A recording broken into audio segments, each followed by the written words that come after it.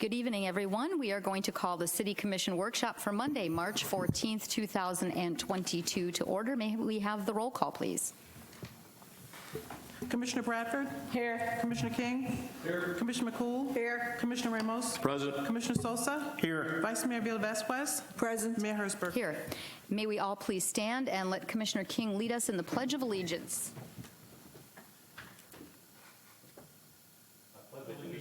To the flag of the United States of America and to the republic for which it stands, one nation under God, indivisible, with liberty and justice for all. Thank you, sir.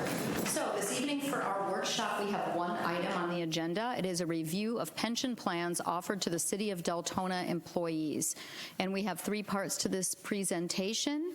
So, Mr. Peters, would you like to begin and start with our first presenter?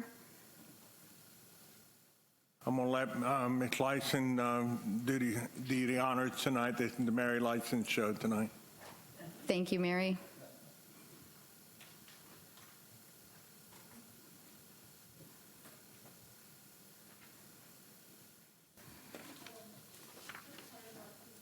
Can you see if the mic's on? Thanks. Hello. The first part of our presentation will be by Matt Dickey. He's with NFP, which is our fiduciary for our 457 plan. And after you, Matt, thank you. Wonderful. Thank you, Mary. Good afternoon, Commissioners. Thank you for your time. Can we turn up the volume, please, for him? Sorry, sir. No, you're fine. Thank you. And can we enable screen sharing for me, please?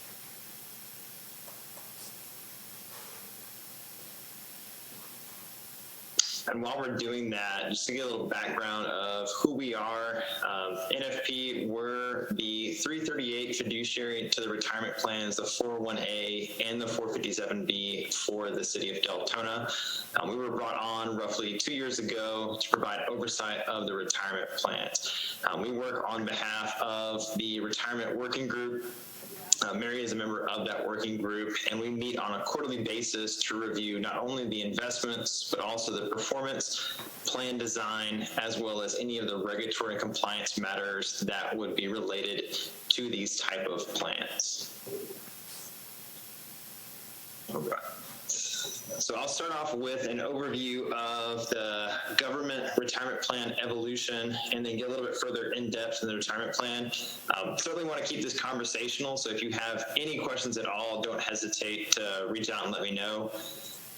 So historically, government plans started with defined benefit. So you have the three legs of the retirement system, or your three legs of the stool. You had your pension, personal savings, which would be something like your IRA or other investments, and then you would have Social Security to round that out. We've since shifted away from defined benefit to defined contribution, and that's where the 401A and the 457B plans come into play. So within those, the defined contribution has substituted the pension. I know that the city closed the 401A plans, have gone back to FRS, or Florida Retirement System, but we do still have the 401A for a handful of employees, and then we do have that supplemental plan, the 457B. Now within this underlying structure, you have on the defined benefit side, the plan sponsor or the City of Deltona has all of the responsibilities when it comes to pensions. So you think about things like investment risk, budget concerns, and the actuarial required contribution. We have to worry about things like inflation, as well as the fiduciary liability, the regulatory requirements, and then of course the employee education. The employee still has the benefit of a 457B plan. So that's a supplemental retirement plan, whether you have a pension or if you have the 401A. Since a majority of government plans have shifted away from the pension or the defined benefit plan, they've gone over to the 401A space. Now, as that shift occurs, the responsibilities do get offloaded from the plan sponsor or the City of Deltona. So the employee takes on more responsibilities, specifically focusing on the investment risk, budget concerns because now they have to save more towards their retirement, and they also have to be thoughtful and considerate around inflation. The plan sponsor still retains the responsibilities as the fiduciary liability, the regulatory requirements, as well as the employee education. Now, under Florida Statutes 112.656, they outline within the statutes that each retirement system or plan shall have one or more named fiduciaries with authority to control and manage the administration of the operation of the retirement system or plan.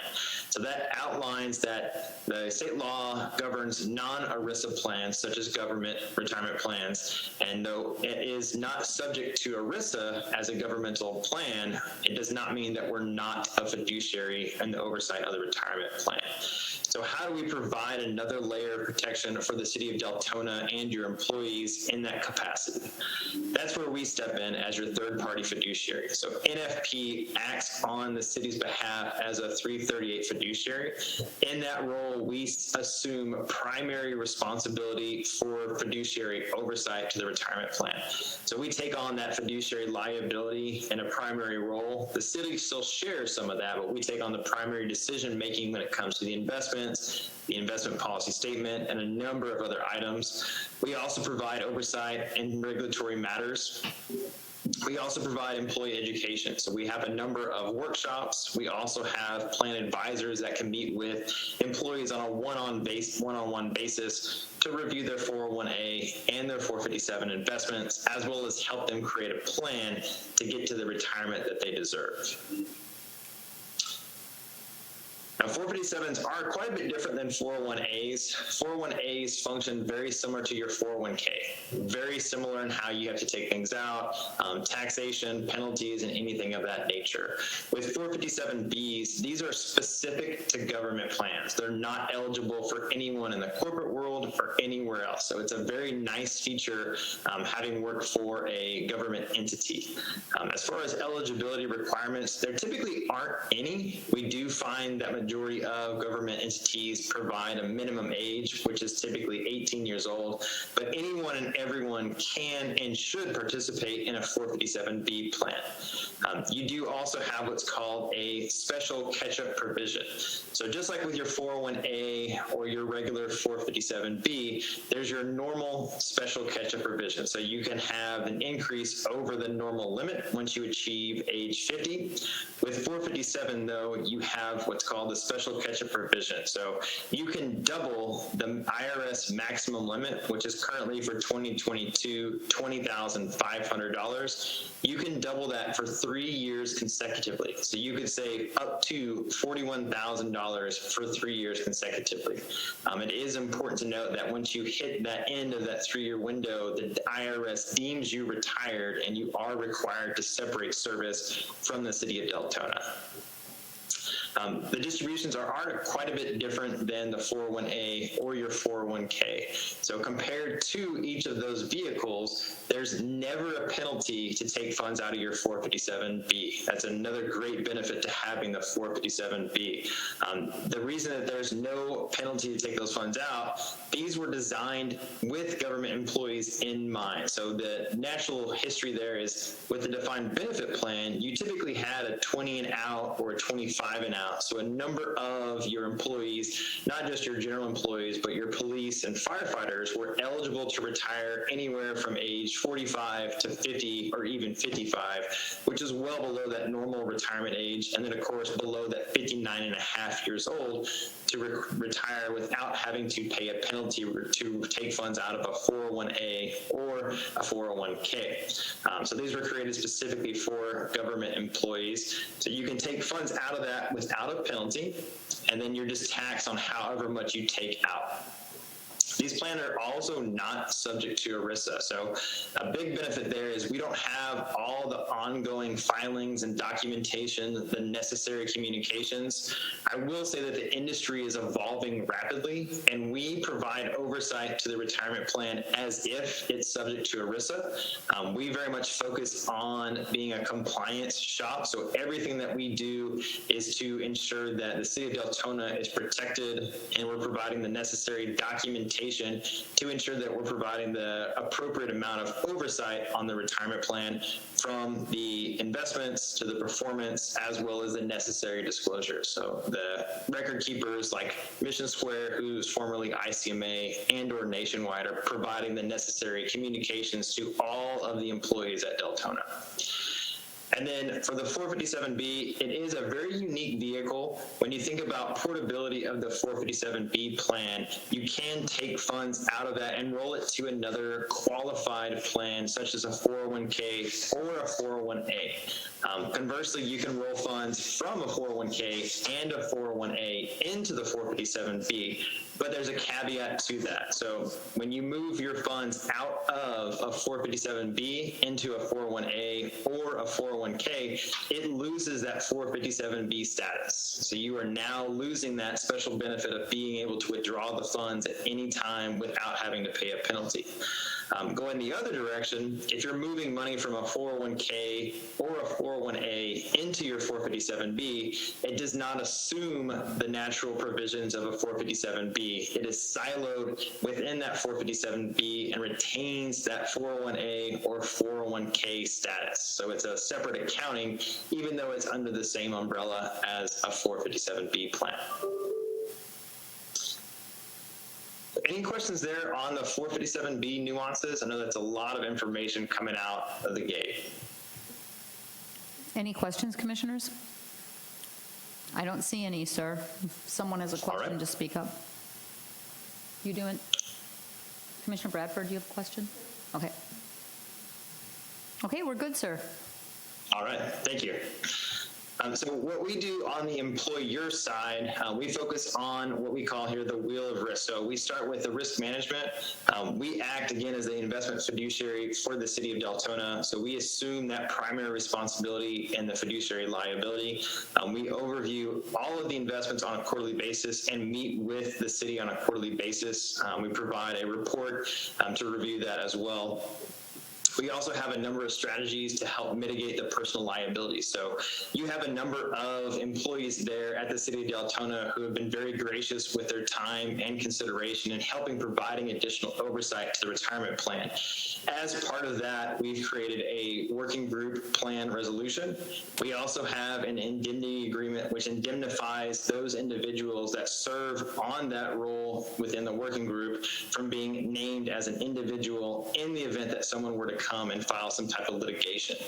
Obviously, in the event of something like that happening, the first call that you would make would be to NFP, and we would act on your behalf in regards to anything of that nature. One of the other things that we focus a significant amount of our time on is around vendor relationship management.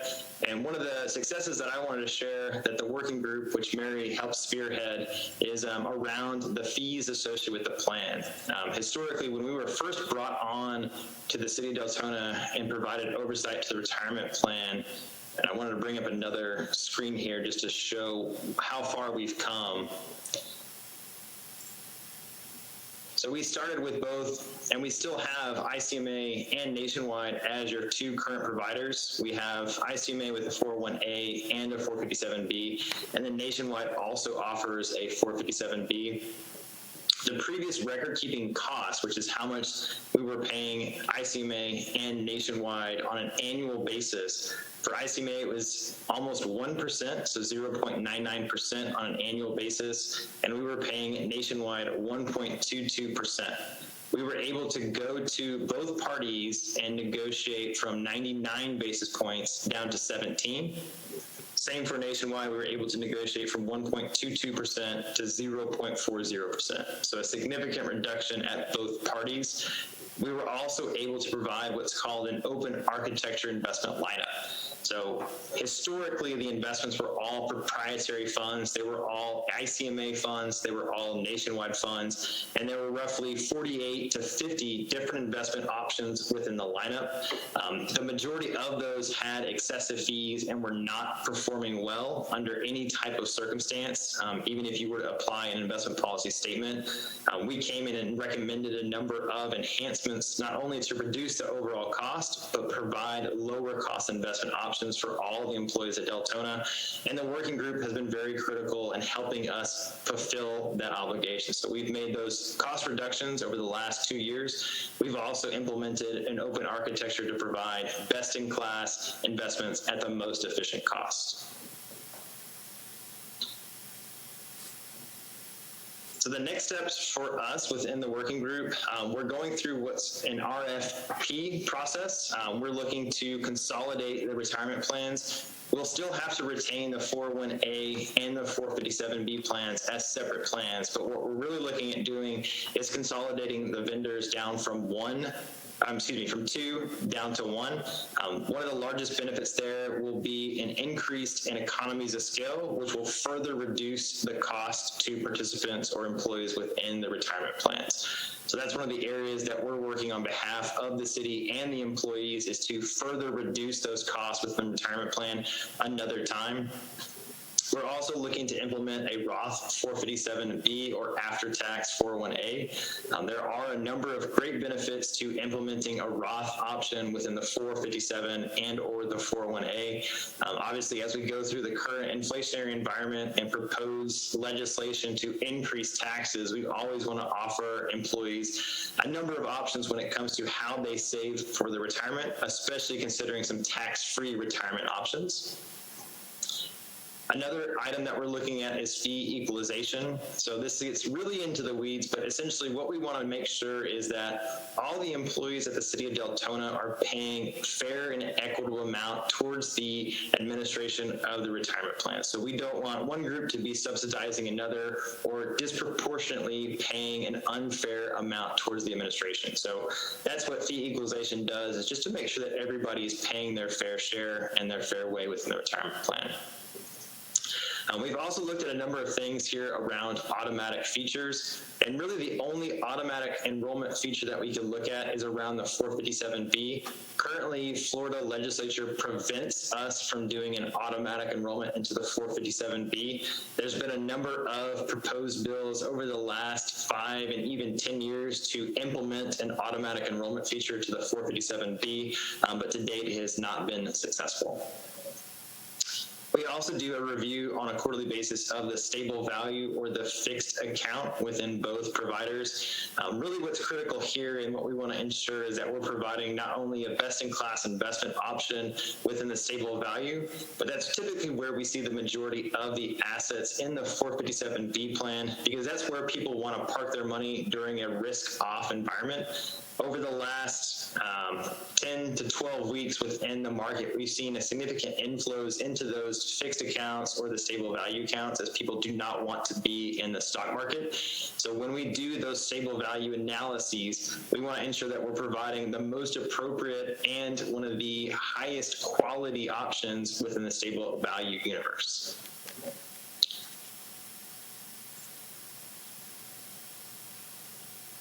And that's all that I had on the retirement plan. I'm certainly open to any questions you all might have in regards to what we are and what we do for the city of Deltona. And then, of course, we can review anything that you would like. Thank you, sir. Commissioner McCool? Yeah, Mary or whomever can answer. What is the total value of the managed asset here? Anybody tell me that? Yes, ma'am. So we have, between all 3 plans at Deltona, we have roughly $18 million in total plan assets.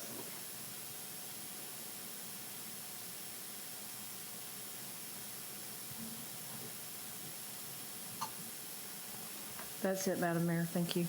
Any other questions, commissioners? Okay, that seems it. No one else has any questions, sir. Thank you. Okay, thank you.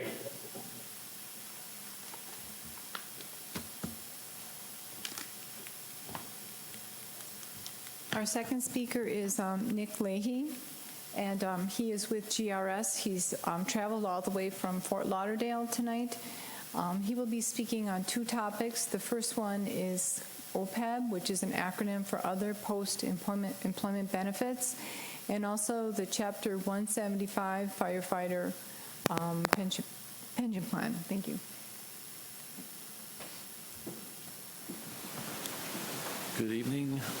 As Mary said, I'm Nicholas Leher from GRS. I've put this together. I'll go through it pretty slowly, but please have questions. Otherwise, it's just me talking, so I don't know.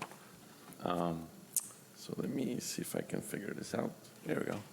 So the agenda is right there. I'll go through every bullet here, pretty slowly, but I want to make sure you guys understand those plans. So the City of Deltona Firefighters Pension Plan, it's a defined benefit plan. It's very common in the public arena. Essentially, the participant get a benefit at normal retirement age. That is, for this plan, it's 55 and 10 years of service or 25 years of service. So once you attain that, you can retire full benefit. It's called a defined benefit plan because it's a formula that defines the benefit you're going to get.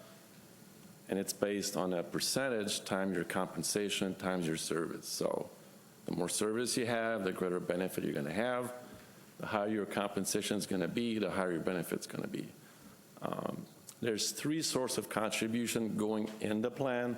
The members are putting money in, the city, and then the state tax contribution that this plan receives. Who is in the plan? Essentially, all full-time firefighters are participant in the plan.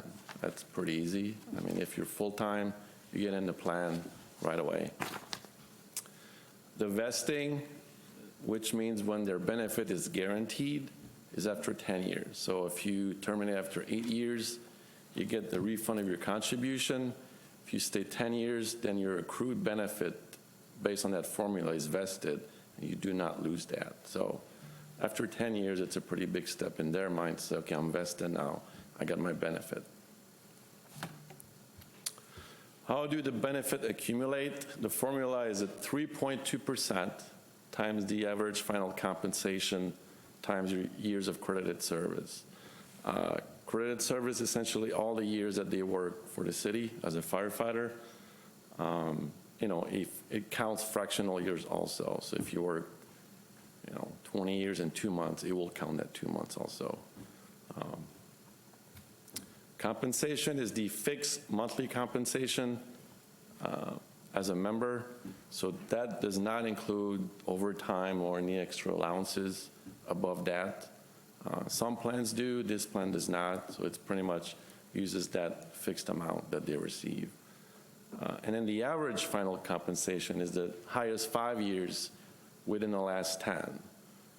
Generally, it's the last 5 prior to retirement, because generally the compensation goes up every year, so the highest 5 will be the most recent 5. But sometimes it happens that for some participant, they'll go back a few years and get higher compensation if it's among the top 5 for that participant.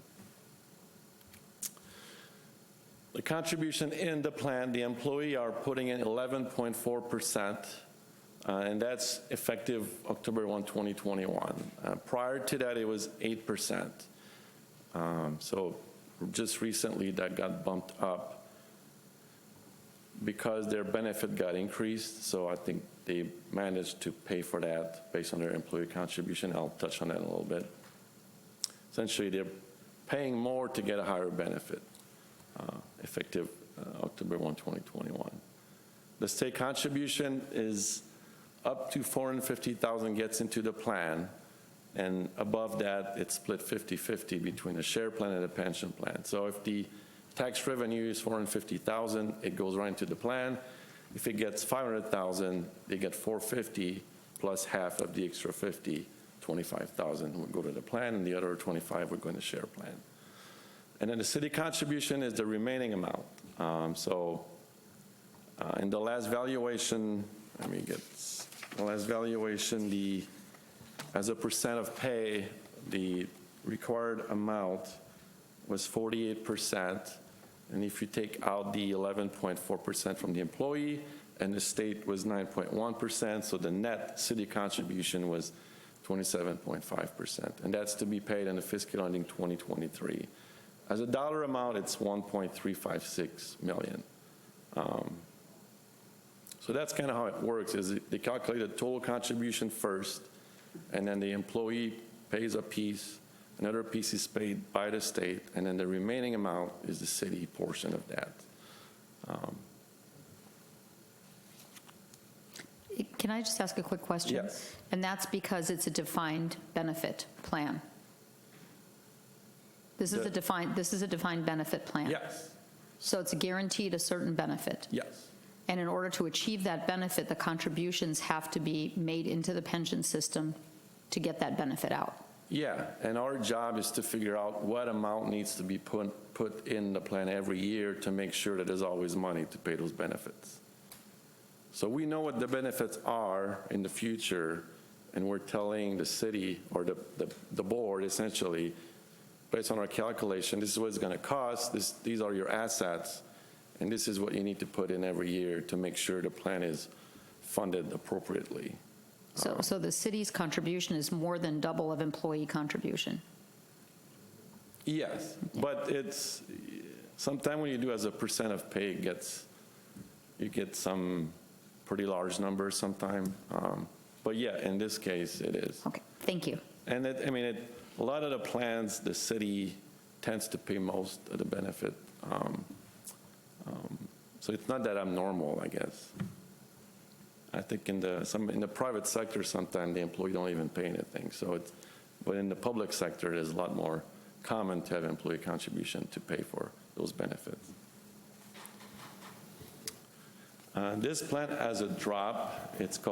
Means Deferred Retirement Option Plan. I don't know if you're aware of that or not, but essentially, if a member can retire from the point of view of the pension plan, but keep working.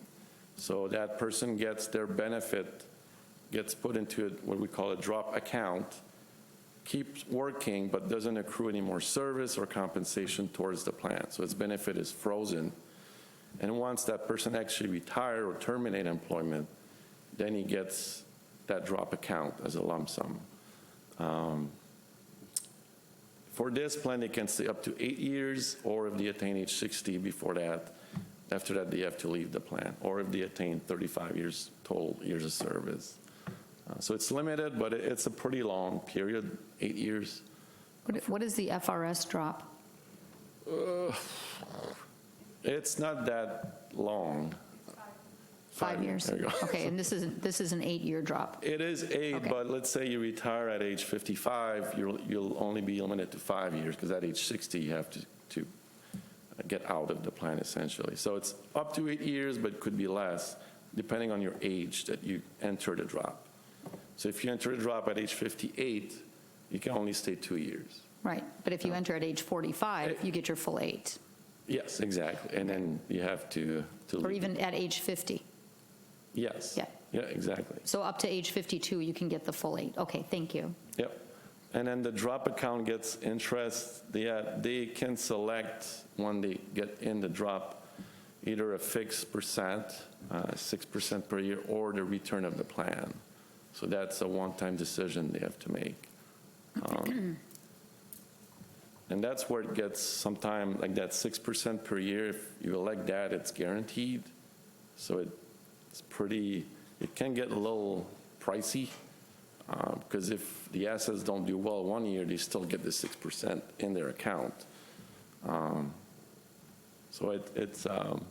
But it's good for the participant in the account because they get that amount guaranteed every year.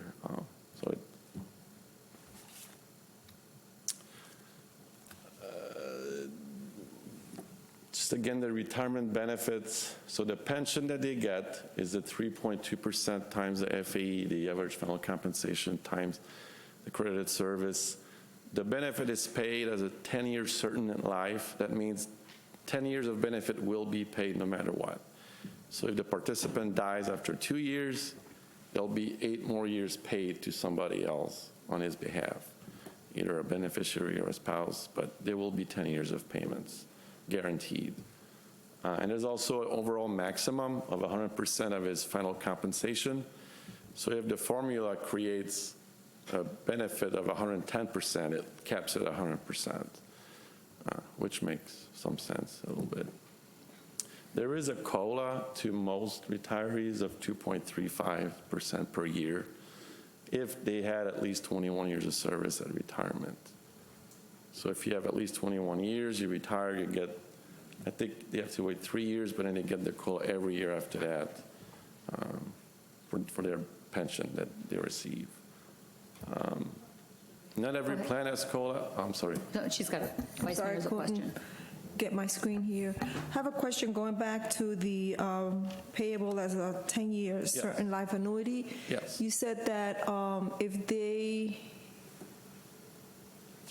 live for 2 more years, the other 8 years get distributed to a family member Or beneficiary. or a beneficiary. So is there also an option where they rather increase their pension funds and not put anything towards the beneficiary years? Well, so let's say they get a pension of $3,000 per month, for example. So they will get that as a 10-year certain life. They have the option to select other optional forms. So if they select a single life annuity, which is not guaranteed for 10 years, they would get a little higher amount. Or they can select a joint and survivor annuitant, or then if they die, then the spouse gets. So it's a choice, right? They have a They choice. can get more, and then if they die, the spouse gets nothing, and vice versa? Yes, at retirement, they do have the option to select other form of Okay. payments. And that's Thank you. very common for all the plans, is when they retire. Not every plan has the same forms, but, there will be a choice for them at Thank you. retirement that they have to select, yeah. And then, so I touched on the COLA at 2.35%, and there's also a supplemental benefit up to $250 per month payable if they have 25 years of service. Commissioner McCool, did you have a question? Yeah, I did. I had 2 questions, please. The 2.35 COLA is determined how? Is that in contract negotiations? Where does the COLA come from? It's just paid per year. It's like it's already. But how do we arrive, I'm just asking, how we arrive at the 2.35%? That's all. I think that was introduced in 2013, the COLA. It's in the contract, It's in correct? yes, it's in the contract of the provision of the plan. So at that time, that was negotiated or approved by the board. Okay, I get the concept. I'm asking where the 2.35, how is 2.35? Is that just part of the negotiation? Yes. Yeah, I mean, like, Okay. we generally see, like, some plans don't have COLA, so it's 0. If they have COLA, generally it's between 2 and 3% that we see. Okay, so 2.35, I get that. COLA is also, what about the years of service? How is that determined through negotiation also? The 21, is that a federal, state? What is that 21 years? The same, that was just for this plan, so that I'm was. sorry? It's just for this plan, the 21 years, so it's not a requirement for every plan, so that was. Most of this has been negotiated in the Yeah. collective bargaining agreement. Am I right, Stacy? You have a separate plan document, so that at some point would have been negotiated with the union. Yeah. And I think it's generally to not give it to everybody, but people that the board feels should receive the COLA. So if somebody doesn't work as long, they don't always feel they should, so there's these type of conversations generally that leads to these type of rules. What about the monthly supplemental benefit, 250? What is that? I think it's just an extra benefit that's Stacy, in the plan. Mary? It's $10 per year of service that you get per month at retirement. So if you work 20 years, you'll get $200 per month at retirement. Yeah, I'm just trying to understand the finer point as we're going into go ahead, 'cause negotiation. Where does the 250 come from? So it's my understanding that $10 a month times their years of service was intended for a supplement for their medical coverage after they retire. Okay. So you have someone that's getting, their Medicare, Medicaid, that will help pay for that. But they can use it for whatever they want. It's not directly allocated for that? Correct. Okay. And And Commissioner McCool, have another question? No, ma'am. Okay, so I just have a question of something you just said. When Commissioner McCool asked about the payable to service retirees with at least 21 years of experience. When you said, you made a comment that the board decides who would get this, how does that, what do you mean by the board? I mean, like when they negotiate these things, they try to come up with essentially a cost of how much would it cost to have a COLA, and then do we give it to everybody, or, so they kind of look at that too. But you're talking about the board is the pension board. Yes. I just want to be clear because, and the reason I'm asking these questions is there's viewers listening, this is being taped, it's live, and I want whoever's listening to understand the board is not the commission. No, The board is the pension board. When I say board, I mean the pension board. That's what okay, to be clear. And they have data that they can see how many retirees generally attain that number of years of service and things like that, so you can kind of get a sense. Most retirees will get it or not, so they, it's pretty normal for a pension plan to have rules like that, depending on service or other things for those. Commissioner Bradford?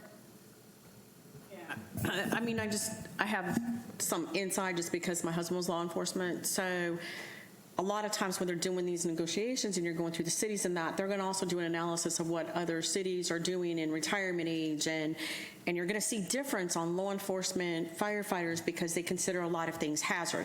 So their years of service a lot of times are going to be different than your and ours, our normal individual workings years of service, because it's a hazard.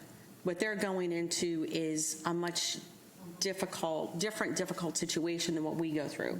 So a lot of times their years of service, their everything is wrapped around that. I mean, even state benefit wise, they actually say, hey, if you're in a hazardous job, then they give them different regulations.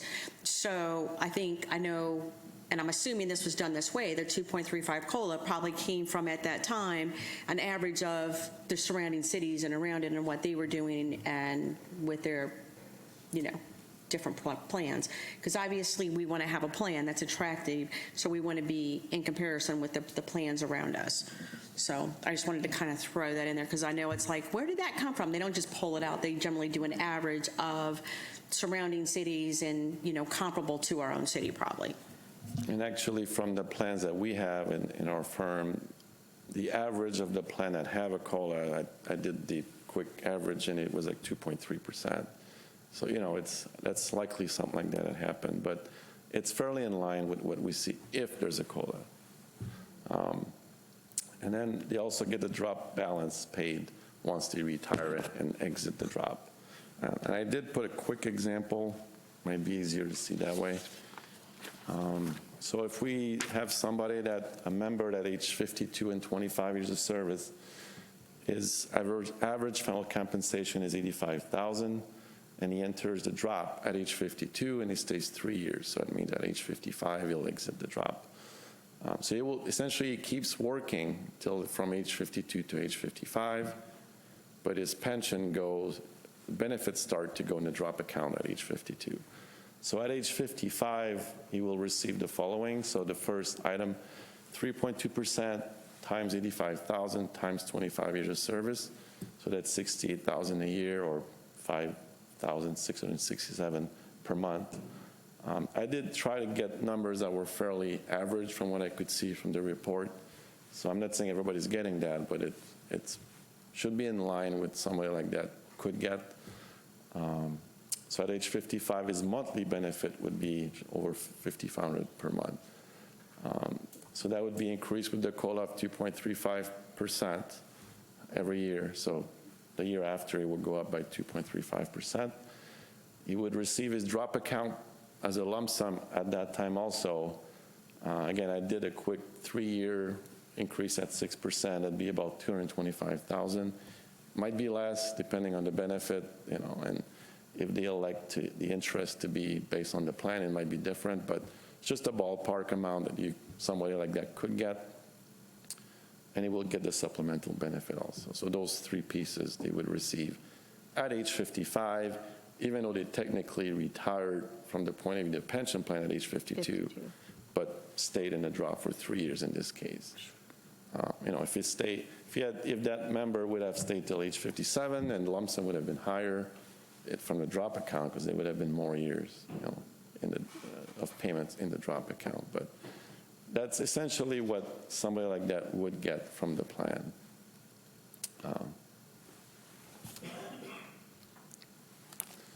So these last few slides is just what's the health of the pension plan by itself. The unfunded, what we call the unfunded actuarial accrued liability is $8.5 million. That means your liability, the liability of that plan, are higher than the assets by $8.5 million. So the liability is $47 million, and the what we call the actuarial value of asset is $38.5 million. That $8.5 million used to be almost zero in 2006. It was less than 400,000. So you might wonder what happened since then. So I have those three items. The biggest piece is the gain, what we call the gain loss on the assumption. And for this plan, mostly it's the, I'm sure you remember 2008, 2009, the assets did really poorly. And that affected all the pension plans out there, but also this plan. So about 4 million, or maybe a little less, of the 8.5 is you're still paying off those asset losses from 2008, 2009, or the plan is still paying those losses because they were amortized over 30 years.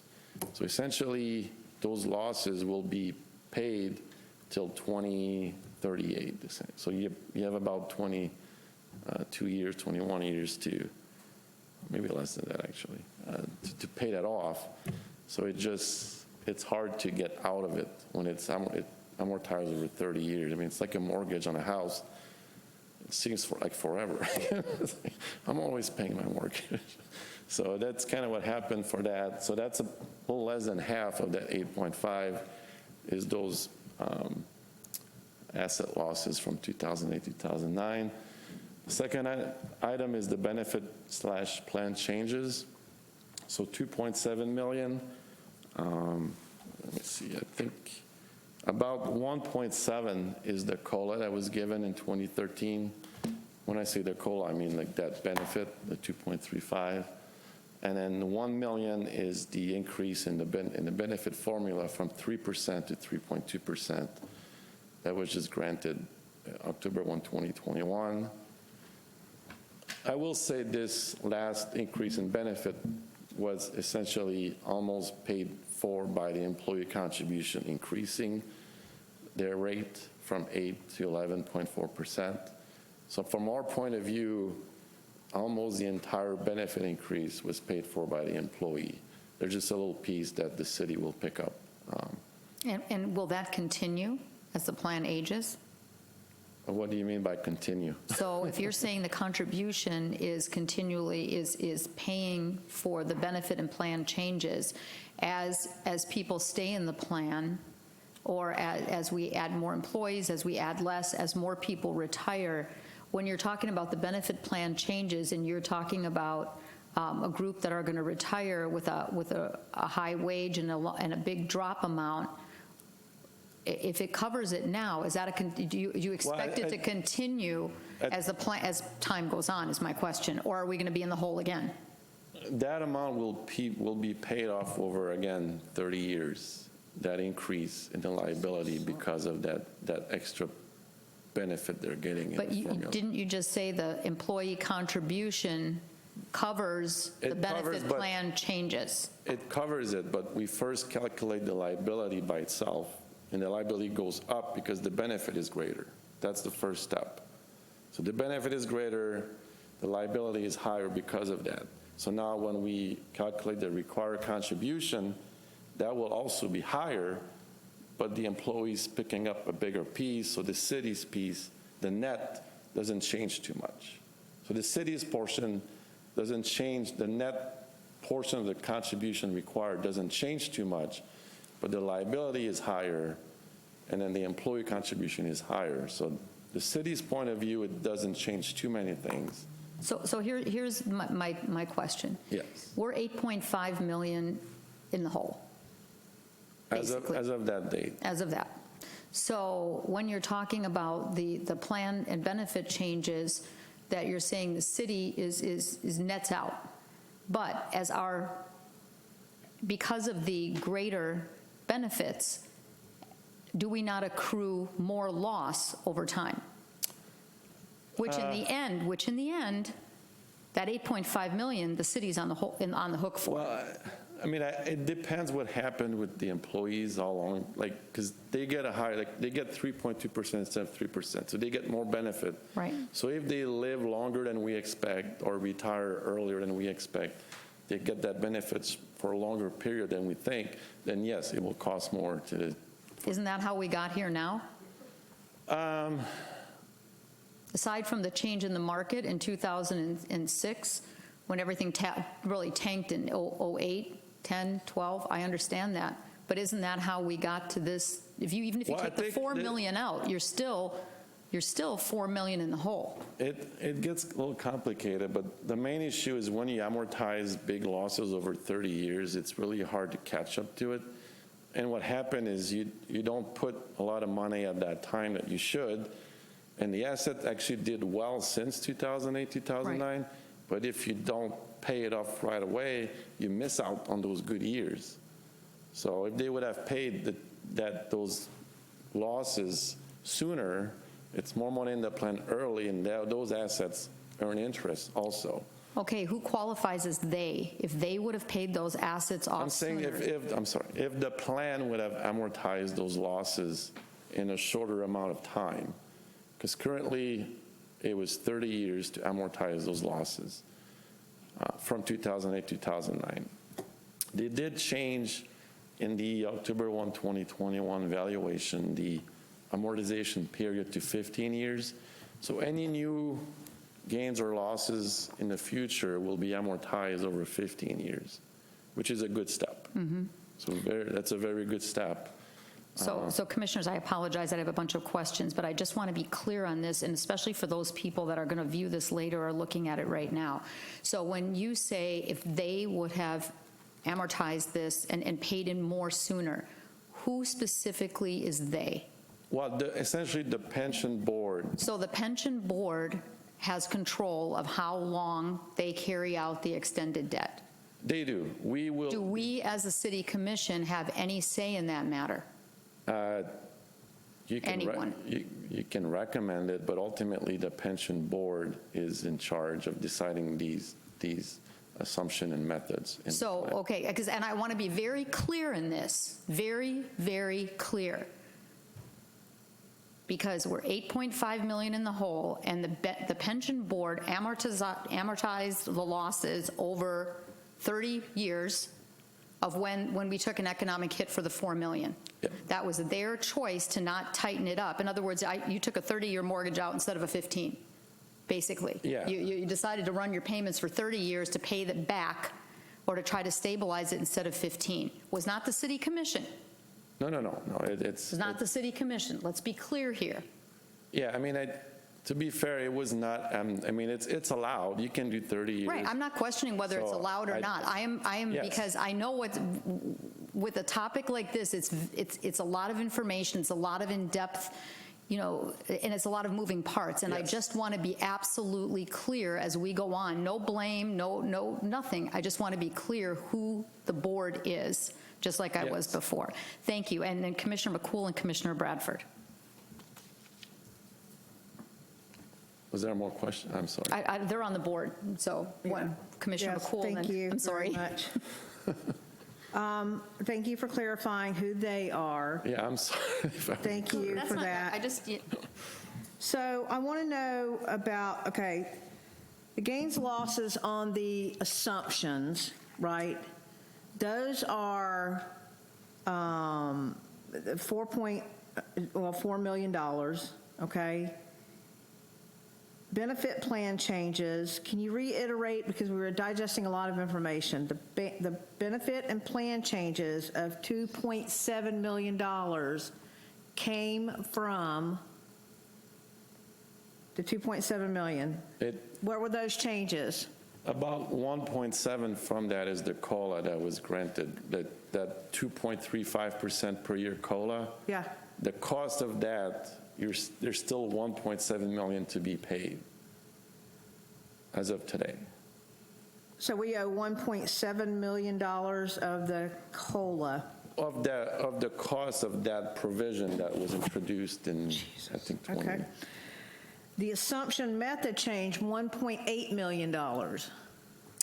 Yeah, the plan did reduce the investment return assumption from 8% to 7.6% in the last 5 years. So every year they took a step down.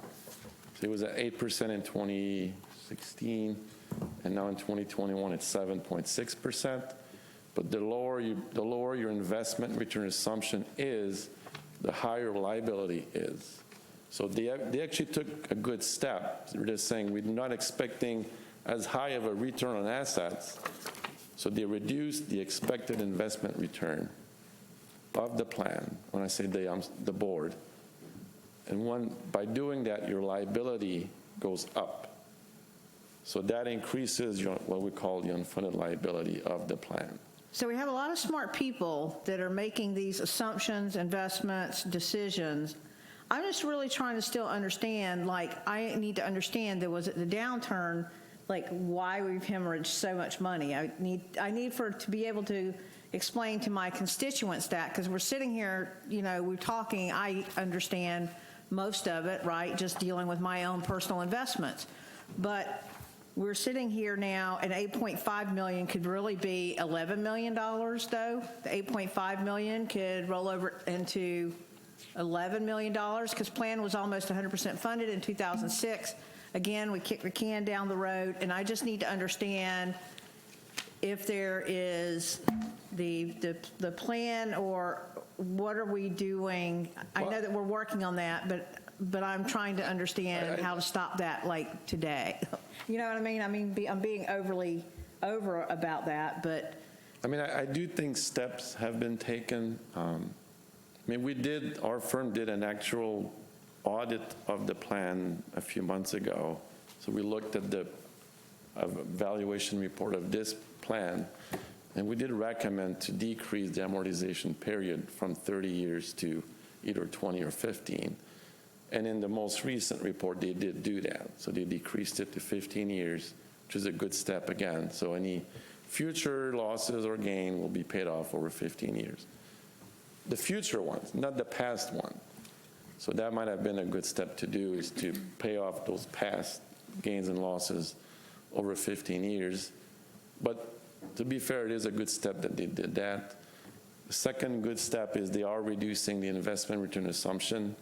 So it used to be 8%. So they were expecting 8% in 2016 to get, now they're expecting 7.6%. So it's also a good step that the board did too. So there are good things to make it, more reasonable assumptions being used in the plan.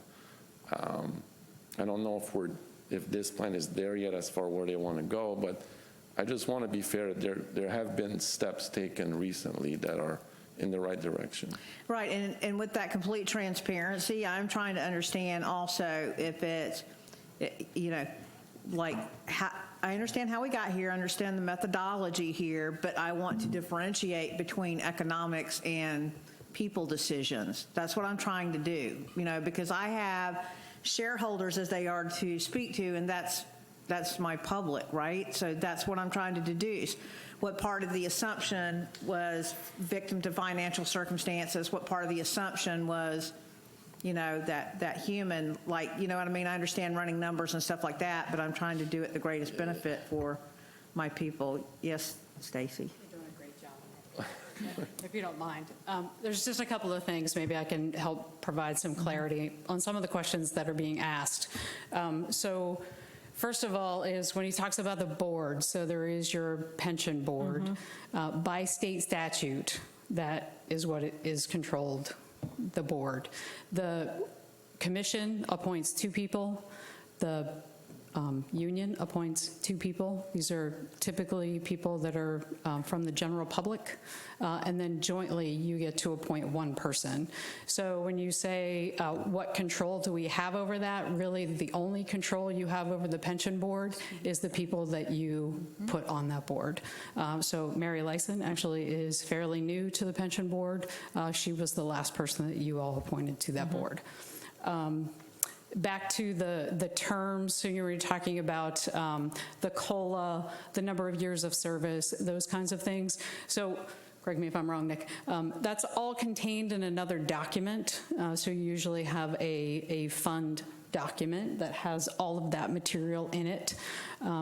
The negotiation part would come to this commission at some point. So likely what would happen is we would put some variables out there. We would have someone like Nick run through the numbers to let the commission know how much is this going to cost the taxpayers.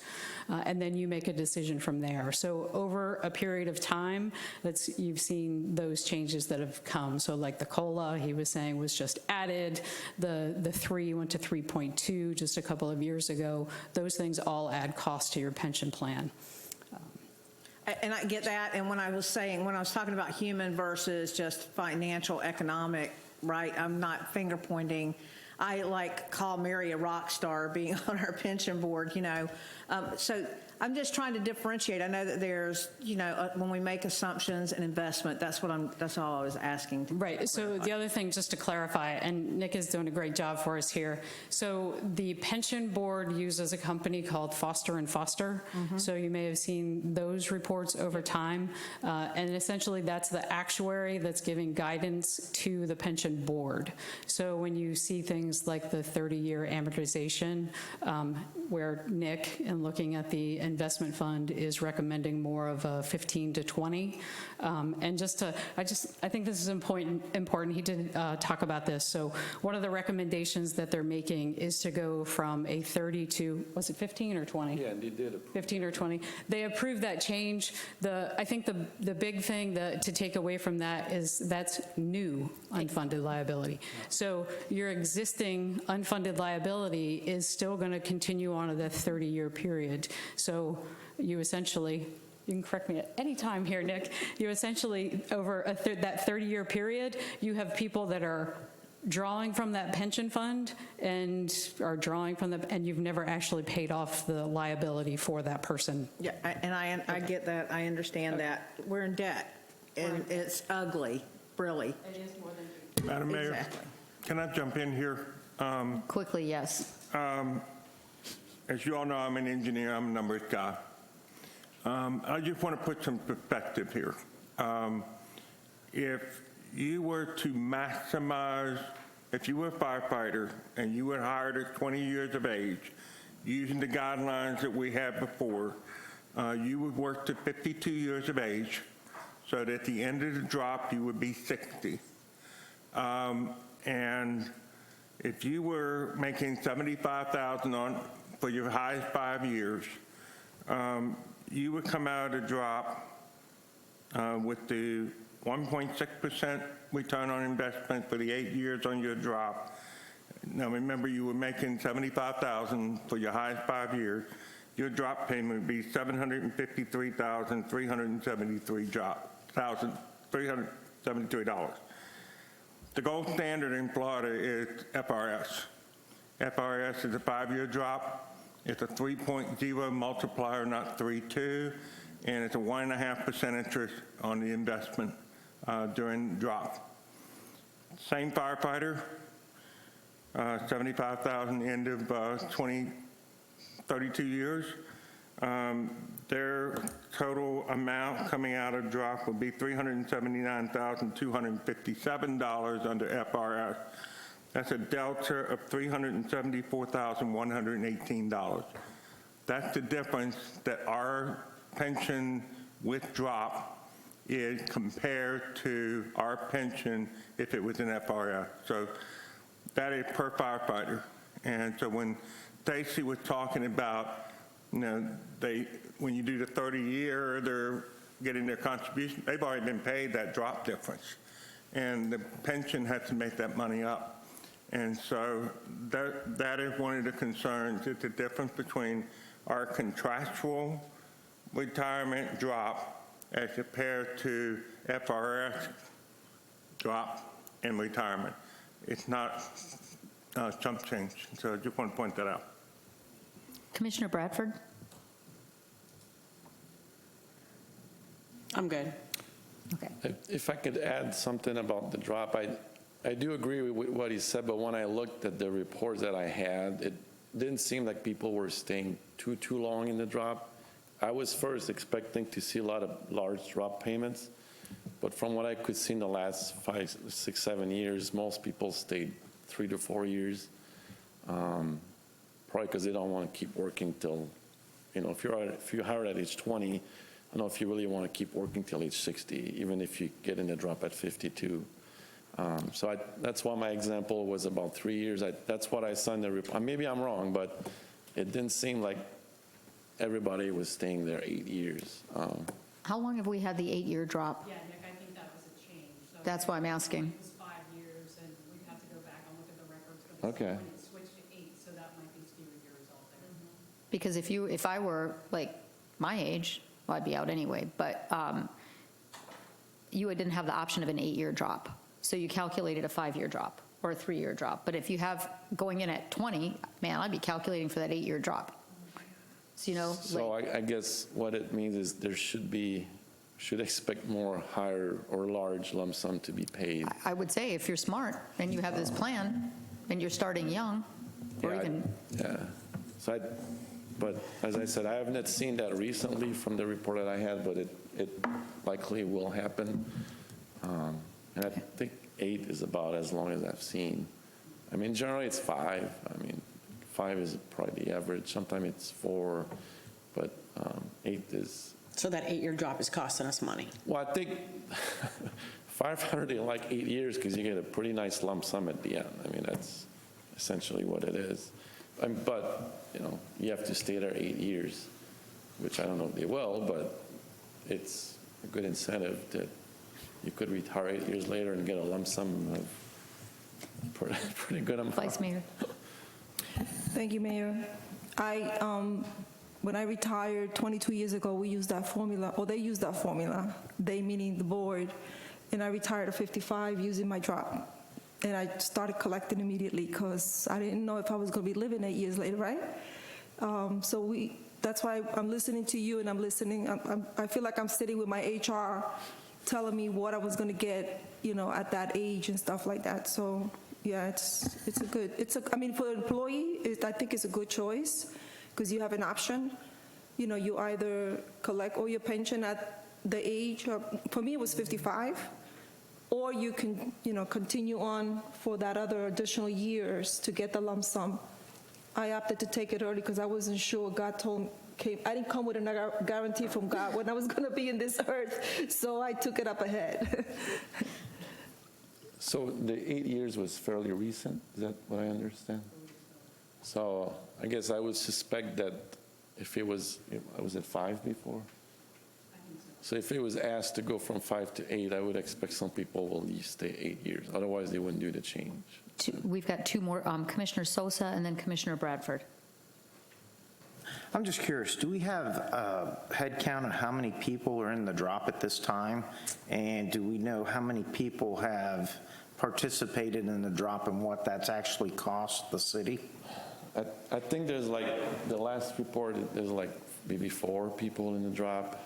And I think the last 4 or 5 years I could see, you're talking about over time? Over a period since 06 to current? Yeah. I mean, I was looking more the last 5 or 6 years, but I think the average payout, I mean, I probably per year, maybe $300,000 to $400,000, because every year 1 or 2 will get it. So if you do the math, I mean, maybe I'm way off, but it should be a pretty good average from what I could see from the asset statement that if a couple people take the payout, it's going to be about $400,000, and there seem to be about 3 to 4 people in the drop. So somebody comes in, somebody gets paid out. So the average seems to be about 4 people in the drop at once.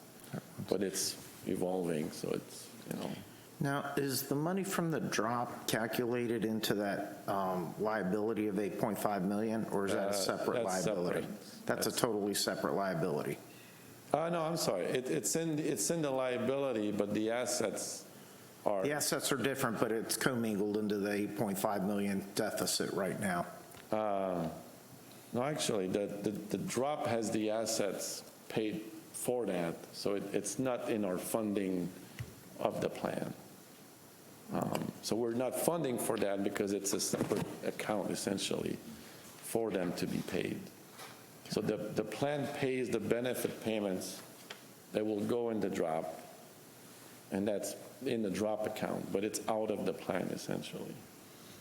Okay. So is our drop account funded for, say, the next 5 years for anybody who would go into it that finishes the drop? Do we have that money already allocated, or have we forecasted? Well, I mean, the drop account is funded from their pension they're getting, but they're just not getting it themselves. It goes in the drop account. So from our point of view, it's just a pension that's being paid. It's just that it goes in the drop account to be paid later as a lump sum. So I guess the easy answer to your question is yes, it's funded like the other benefits. It's just the way it's paid out is a little different. Commissioner Sosa, may I just jump in and ask one quick question?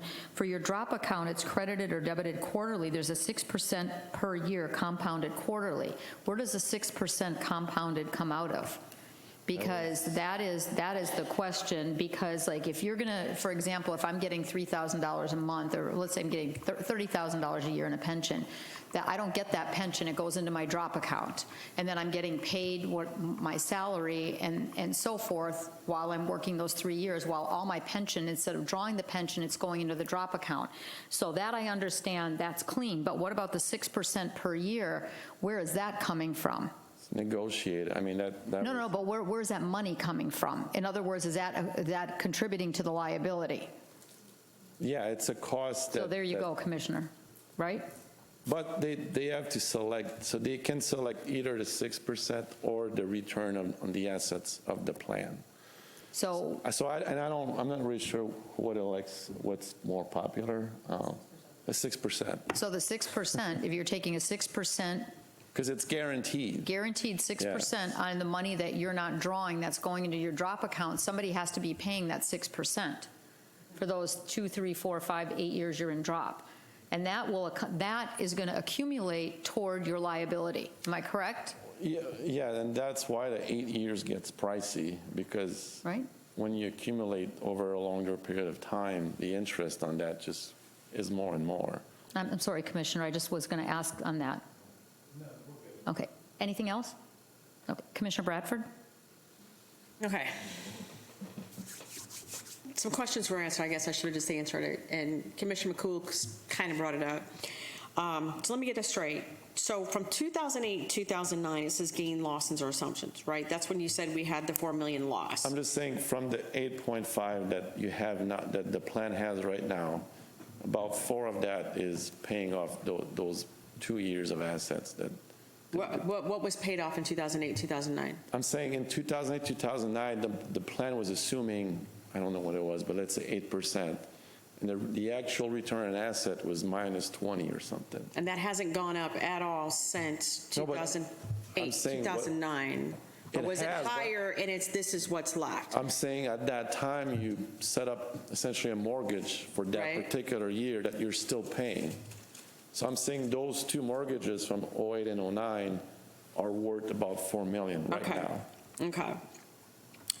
And then the 8 to 11.4 that's being paid now currently by the employees under the benefit plan changes. Okay. So you mentioned that 8% to the 11.4% that they're currently paying towards, by the employees are paying, I'm not going to say they, that the employees are paying at the rate. Where do you see that? Like, do we have a number of what that's going to actually bring down each year? And I don't want to throw too much at you. And then what's the cost difference when we switched from 5 years to 8 years? Do we have that breakdown at all? So when we went from 5 years to 8 years, do we know the cost difference where that's, In the drop?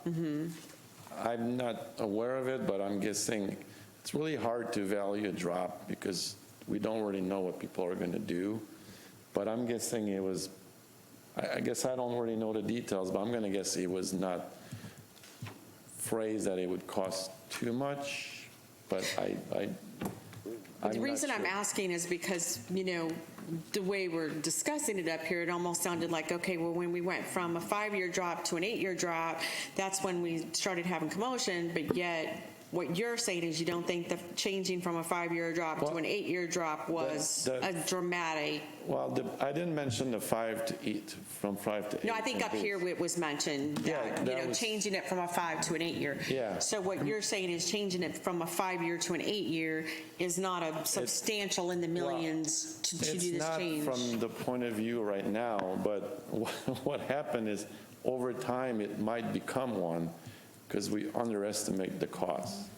So can we get an analysis of what that change would be going from 5 years to 8 years? That was, If I can. Over the time period, over the next, I know you can't, we don't have a crystal ball, but.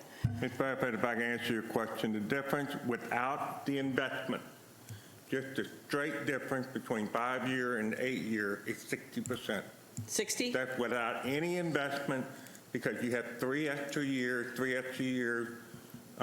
is 60% difference. So we're paying 60% more, just straight line, and then on top of that, we're paying an additional 4.5% in investment than would be in FRS. So that's why I gave you the numbers I gave. But if it was just no interest involved, it would be 60% more just for the 8-year versus 5. and I'm guessing at the time there was an impact statement that was probably done.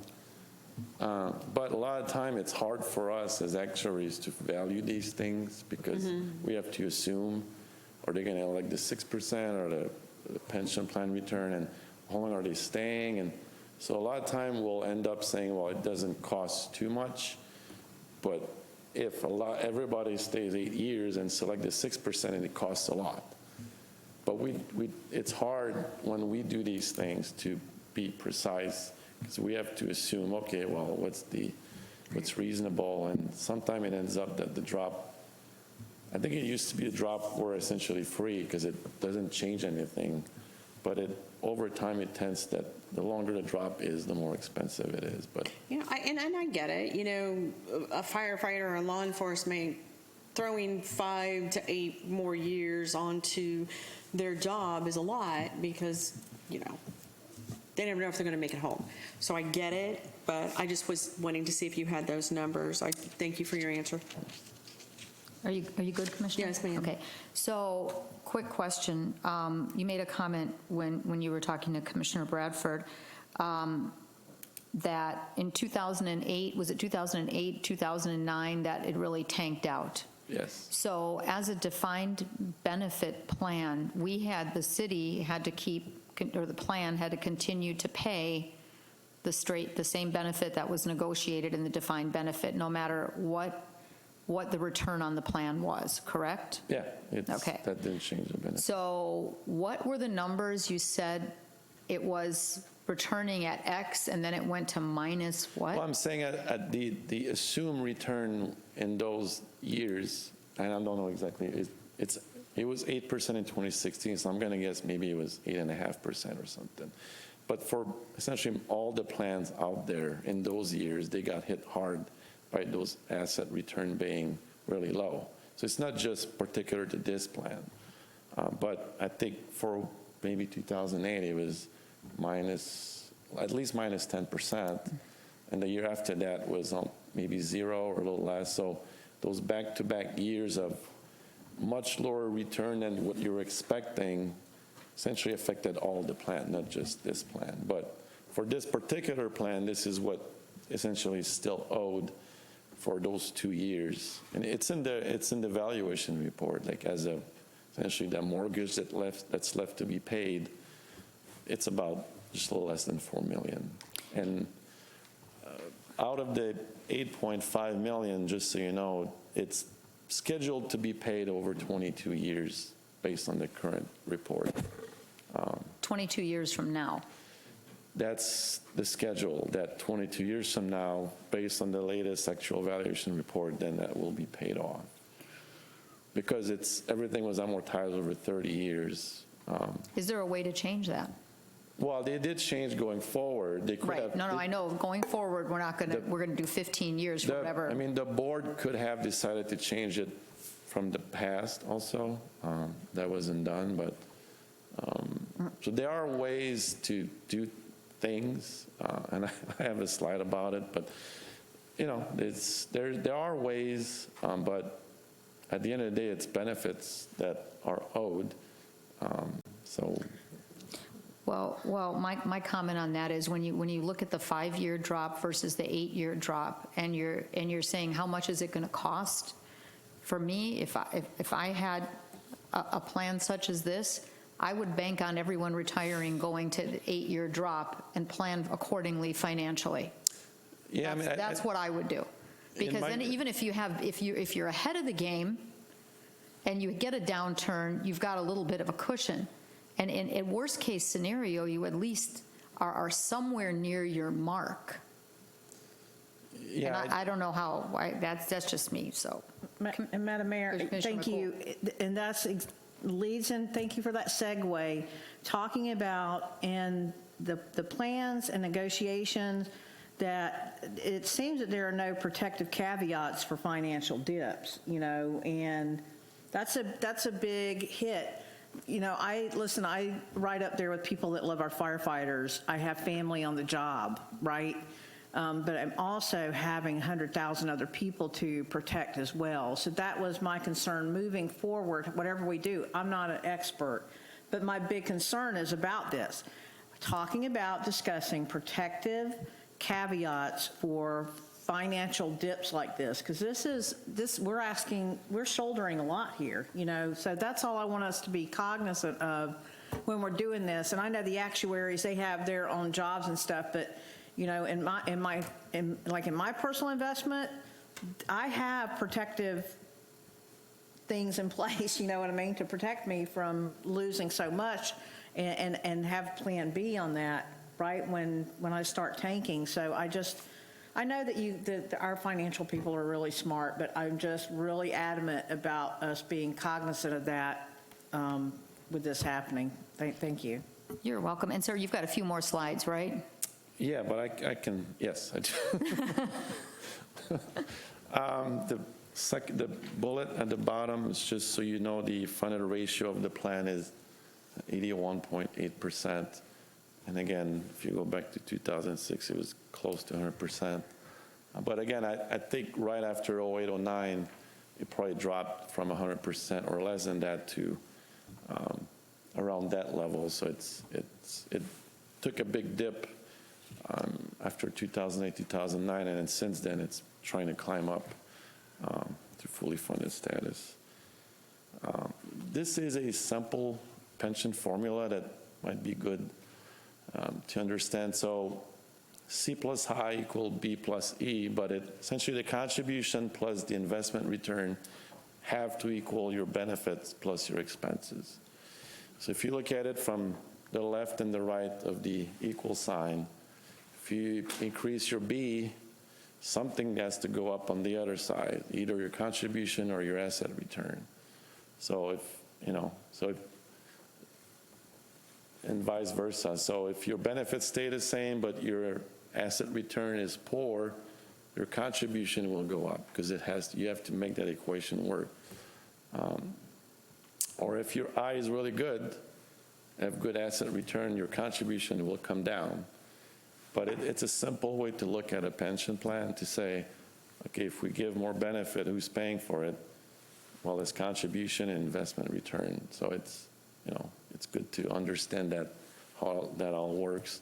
At the end of the day, somebody's paying for it, those benefits. But hopefully your I, the investment return, pays for most of it. Go ahead. So if that's the case, and that's kind of something else I was going to try to get to. So if I equals our investment returns with the market fluctuating, Like, and that's why I was asking about the 2008 and 2009, was that because of the great dip in the market and everything that was taking place? So if that's the case, hasn't the market grown substantially more over the last 25 years or 15 years? Well, it had, So yes, that's why I'm like, so if we lost it, that's why when you guys kept saying 2008, 2009, I wasn't sure if you were saying those losses were attributed to the I, and if it was attributed to the I, shouldn't that number be back up now? yeah, you've had gains on assets since then, but not nearly enough to offset those big losses. And is that because of the safe place they have it?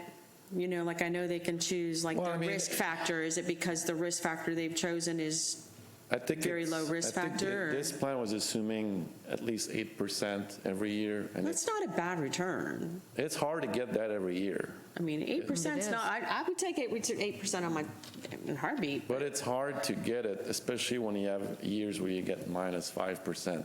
Then Right. to average out to be 8% every year, it's really hard. But haven't we been having a good investment over the last few years? Yes, yes. So And that- how much lower was this? I think the funded ratio was like 76, 77% a few years ago. So that's what I'm saying. So it's gotten better. It's gotten better since, and that's what I was trying to say. It took a big dip after '09, and since then it's climbing slowly but surely. And the slowly part of it is because you're still paying all these mortgages over, Correct. you know. Okay. But there's That's been, why I was asking when you had said 2008, 2009, I wasn't sure if this was in relation to the crash. So, yeah, that. when it's, yeah, okay. Your assets took a big drop. Right. So your funded ratio decreased quite a bit. And I want to say the plan, but most plans did that. So it's not just this. Not just particular- ours, everybody's did. It Yeah. had nothing to do with something Yeah. that we did or they did. I It was haven't just- seen one that did well. Right, but, and that's what I don't want people to think either, that it was something that the commission did or something that No. the pension, I mean, this was that's why I mentioned up, this was a 2008, 2009 crisis that almost everybody hit. Yeah, I think after that, it depends on each plan, the decision that were made, how to fix things or, you know, so, and every plan's different. Every plan seems to have a different investment return assumption. The length to pay those little mortgages seems to be different for every plan. So it's kind of all over the place. But that's where the board is there. The board of the pension plan is to make those decisions. So just a few options to manage this UAL. As I said, the investment return assumption is 7.6%. To compare to FRS, FRS is at 6.8. FRS was at, I think, 7.2 a couple of years ago, but it took 2 years of 20 basis points in a row. So they're being aggressive to reduce that assumption, and so it's a pretty big difference. If you every year you assume 6.8 or 7.6, it makes a difference over time on what your assets are going to be. The second item, the assumption, overly optimistic, likely to create losses and underfunding. So it's a little summary of what I think what happened to this plan is if you assume certain things, but it doesn't happen, it creates losses over time. And the last bullet I have under most important assumption is in some plans, the assets can be made up about 70% from your return on assets. So the more money you put early in the plan, the more your odds or your investments are going to pay for those benefits. But if you delay everything, like, they were using 30 years, you're not putting enough early. So all those good years of asset that we got from 2010 to 2021, that could have been even more if more money was being put in at that time. But it's, so it really depends what the decisions are made, how much money is in the plan early and these type of things. But it's a huge piece, the asset return. And that way it saves money on everybody else if your investment, do well they can pay for a big chunk of your benefit that are provided. What is our defined benefit for return? What percentage? The Defined benefit. That what is the guaranteed benefit for the guaranteed return? Is it 8%? Well, there's no guaranteed return. I think they're assuming I mean, I should say the assumption. the 7.6%. Was it 8% prior? It was 8%. That's what I thought. In 2016, it was 8%. Okay. And then like 2017, it dropped to like 7.9 something. So every year they're taking steps. So the last valuation that was done, they're at 7.6. There might be more coming up. I'm not aware of it, but so it's trending down, which is what is more conservative. But it just comes down to such a big piece of the assets or the asset return. So if you think, oh, we're going to return so much money, then we can give more benefit. Well, if it doesn't happen, then my little formula, if your I isn't as high as you're hoping, but your B is pretty high, then your C is going to make up for it. Mm-hmm. So it's an easy way to see things, but it doesn't always happen that way, but for most plans, it's 08, 09 has such a big impact that it still affects a lot of the plans in Florida. Commissioner Sosa, did you have a question? What type of portfolios is the pension plan investing in? Oh, I'm gonna safe guess probably like over 60% equities. Fixed income is likely to be 15 to 20%. So I think it's most plans are invested about the same ratio, more equities. And a little bit of- So you don't have the actuals of what we're invested in? I do not have it right now, but I don't think it's out of line with the other pension plans out there. Do you know what our ROI, our return of investment was for 2021? What percentage rate it was? It was probably close to 20%. Most plans that I work on return about 20% for 2021. So we had a 20% return on investment? Yes, but some of the gains are deferred because we're using actual value of assets. So we're recognizing only a portion of that. So some of it will be recognized in the next few years. But a good thing is why we do that, because 2022 so far is not looking so great. So at least there's going to be a cushion that if the assets don't return the 7.6%, there's going to be gains on assets from 2021 that will help to reduce that impact. Does that make sense?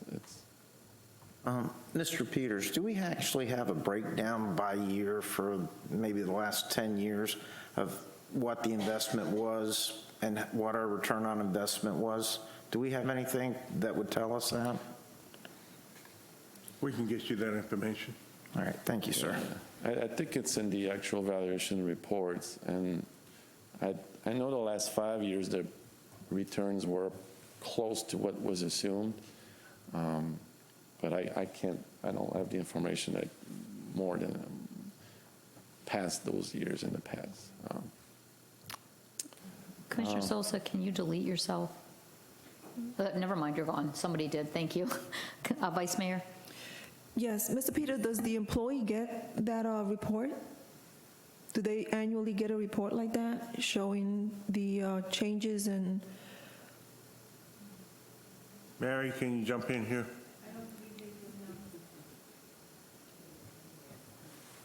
That's all done through the pension board, right? Yeah. I'm sure it's available to anybody who would like to see it, but it's not something. So it doesn't automatically get sent to each employee? I doubt the actuarial report does, but I'm sure it's available to anybody who would like to see it. Right, It's thank pretty you. difficult to read. I agree.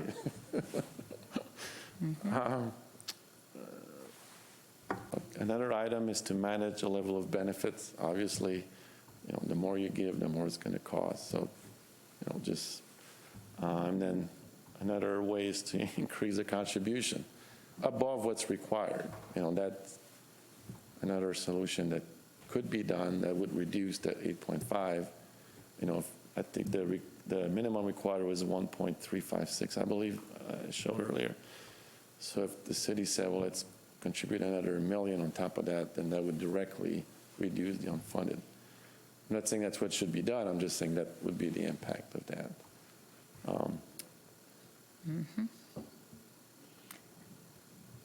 Good? So that's what I had for the firefighters pension plan.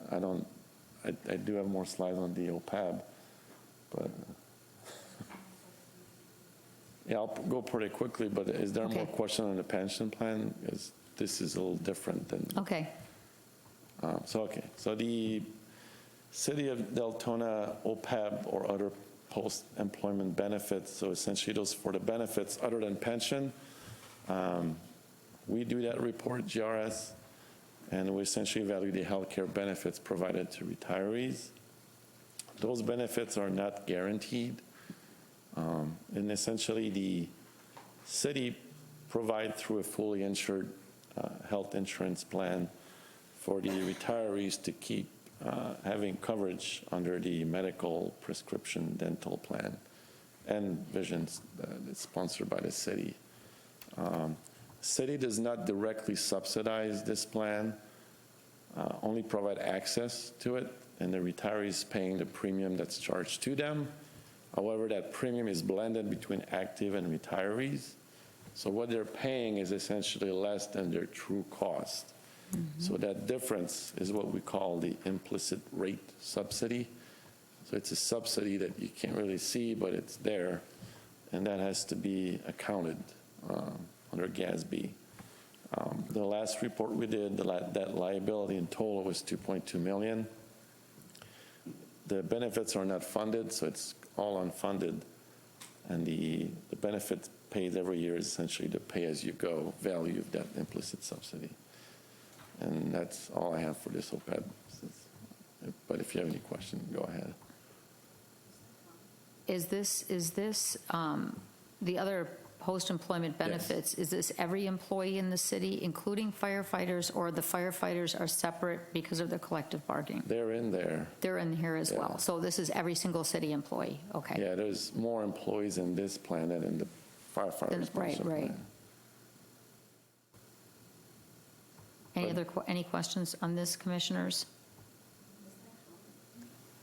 Is that common? Yeah, we do a lot of what we call OPEB reports. So it's a pretty common, especially when they just provide access for the coverage. Some entities will pay part of the premium, so that would be called a direct subsidy.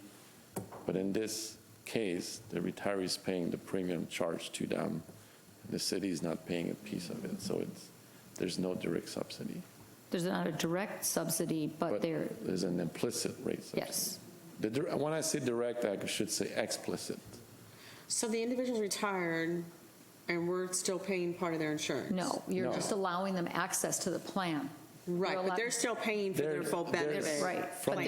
It's an accounting liability, essentially. Right, but the city's not paying for it, they're paying for it. But we are, in essence, that our rate is higher, because if you have all young, healthy employees, they're going to have a lower rate, and your health insurance rate is going to be lower for someone young and healthy. But then when you put a bunch of retirees in there, the rate structure changes, because your rates are based on your age and your health and your liabilities. So basically, we're paying higher premiums because the retired employees have access to our health care plan. Is that right? Well, there's a liability because the true cost for retirees' health care is higher than the premium they're paying. Yeah. Because the premium is blended between active and retirees. So if the retiree is paying, let's make that up, $1,000 per month as a premium, his true cost might be $2,000. So that difference is what we account for under this OPEB report, is the liability that's you can't really see, but it's accounted that way. Just for retirees, essentially the active are subsidizing the retirees. Because the active cost is probably less than the same premium, but the retirees are higher. So we're just focusing on the retirees piece of it, so there's a liability to account for. But then if we deduct all those retirees, don't you also get a price based on the number of people you have on the program as well? So you may have XYZ amount, and help me understand that. So if I have XYZ amount of retirees, not everybody's using it to the full max. So does it balance? Yeah, I mean, I'm with so if we Thane take that- those retirees off, it's not going to help our plan because then we're still going to have an increase to make up for the difference, correct? Well, to Which be they say honest, we're not paying. the premium part would be more of a health actuary, what Right. they do, but I do think they look at the population overall to come up with a blended premium. And I'm just saying, for the retiree side of it, not just current, but future retirees, the true cost of all these participants is higher than the premium charge. Right. And there's a liability for that.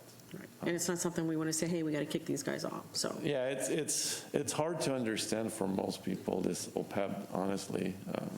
It's implicit, so you Right. can't see it, but we technically have to account for it under GASB. Commissioner Sosa? Yeah, this is actually for Mr. Peters. Does the city pay for city employees' health benefits, or does the employee pay a portion of that? City pays. And if you have a spouse or children, the city pays for half of that. So basically, if the city's paying for the employee's premium, then the city is subsidizing the retired part. So we are technically subsidizing. Yeah, they're just not paying the part when they become retirees. Right. They're paying a partial Yeah, yeah. premium, but the city is still subsidizing. Yeah, but Now, that subsidizing jump in real part, quick. is that the 2.2 million unfunded?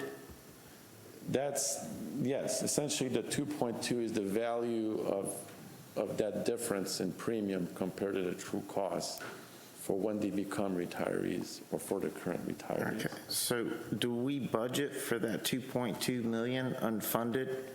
And that's in each budget? No, because it's unfunded. The city does not put any assets in. Cover that. It's pay as you go.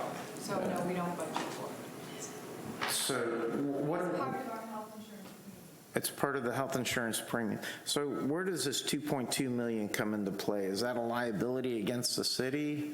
It's a liability. On the balance sheet of the city. Okay. All right, thank you. Can we differentiate also by covering the cost of city employees? The commission is not covered under that. We pay our own, can we make clear that up? We pay Yes. our own insurance. We get none of this. We have no benefits, we have no FRS, we have no 8-year Nothing. drop, 5-year drop, a half-a-year drop. We don't get Nada. any of that. We are Zippity exempt. doodah, none. None, zero. We No pay health our own insurance, way. no benefits, nothing. Thank you, zero. Thank you. Thank you for that clarification. Okay, any more questions? Are you good? Yeah, I have no more That's slides, it? so. Almost Mayor, done? I have to clarify that we get insurance if we want to.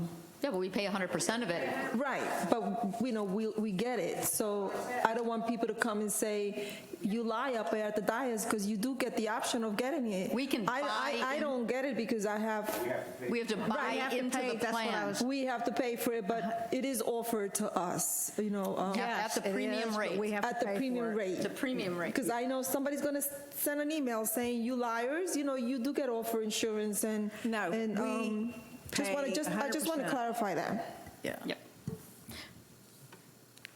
I'm You're good? done here. I see there's more question. Any more questions? Thank you for coming. Thank you. And Happy thank to be you. here. You were great. Sorry for all the interruptions, but I think it helped to No, clarify This is much everything. better than just me talking without questions, so. Thank you so much. Okay, one more, because we're running down on time at 7:08. And this is the last portion.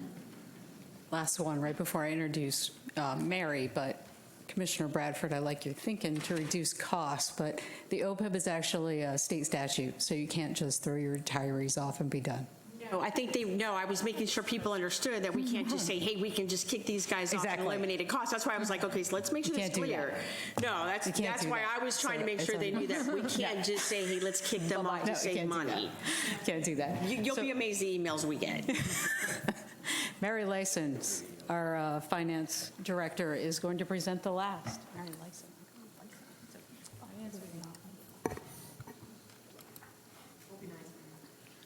She's our rock star. We have to be nice to her. Commissioners, oh, I think he's good. Okay. Okay, No, I this wouldn't part of the workshop will be on the FRS and also compensated absences. Mary, can you pull your mic up just a little bit? Thank Sure. you.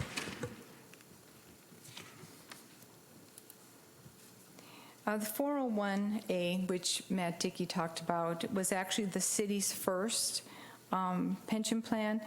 We became a city in 1995, and this plan was introduced in 1996. And it's an employee-sponsored money purchase plan, and which allows a percentage-based contributions from the employer. The city of Deltona established the eligibility and the vesting schedule. Currently, we still have a few members of city employees that participate in the 401A, and the city contributes 10% of their salary to the plan. The city elected to participate in the FRS plan, and the employees had the option to either roll their funds into the FRS or to keep their 401A, excuse me.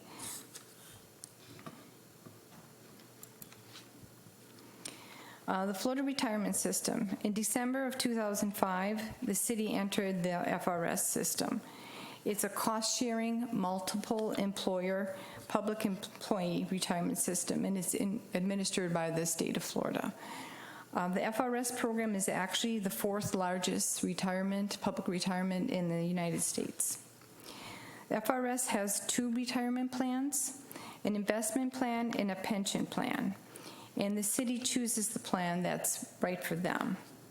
Both plans require the employees to contribute 3% of their salary beginning with their first paycheck.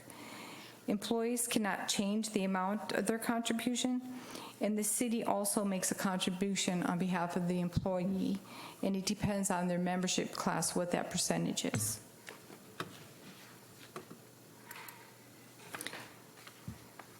What is the difference between the two plans? The FRS plan, the FRS pension plan has been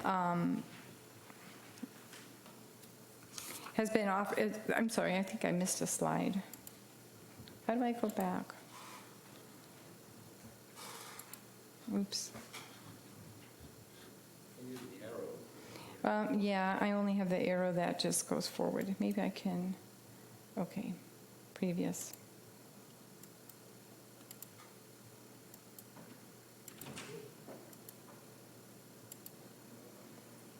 Okay, the FRS pension plan, it's been around for about 50 years, and the difference between the plan. Oh, okay, I was using the mouse. Okay, thank you.